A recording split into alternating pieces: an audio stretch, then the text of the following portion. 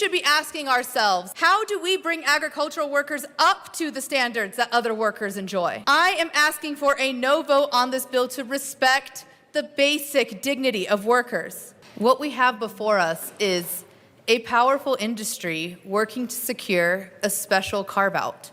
And I worry about the precedent that will set if we allow that to happen. The status quo is 48 hours, not 40 hours. This bill says it should be even more, 56 hours before a worker receives overtime pay. That is not a standard that any of us would accept for ourselves or for our staff or for any other industry in Colorado. And yet, we are creating a system where some of the hardest working people in our economy are expected to labor longer before earning overtime. Workers who put food on our table, who labor in extreme heat and cold, who face dangerous conditions, and who often have the least power to advocate for themselves. I appreciate hearing that you want to hear from the workers, but I also want us to think about the fact that this body imposes legislation that hurts a worker's bottom line, hurts their take-home pay, and then asks a worker that is working extreme hours in extreme conditions, possibly with a language barrier, to come and advocate for themselves against what we're doing.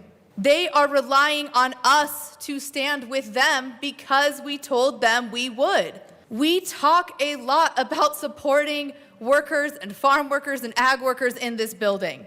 We have specifically talked about supporting ag workers just a few weeks ago, and we unanimously passed a resolution for Farm Workers Day. They do not want this. In 2021, I worked with a nonprofit outside of this building to pass a bill that supported ag workers and to establish labor standards and protections. We had a lot of debate in this building about that bill, but it did pass. And many workers showed up to the rulemaking specifically to speak about this issue of overtime pay. They do not want to have to work longer before they receive overtime pay. One person who I relied on in the advocacy for that bill in 2021 was Polly Baca. She has been an amazing mentor of mine. She has told me about her family's history growing up in Weld County, where there were signs that said, "No Mexicans or dogs allowed," and about how her family was excluded from any overtime protections. And she has shown up to speak out against this bill. We should be asking ourselves, how do we bring agricultural workers up to the standards that other workers enjoy? Other workers in other sectors are fighting for fairer conditions as well. But instead, what we are debating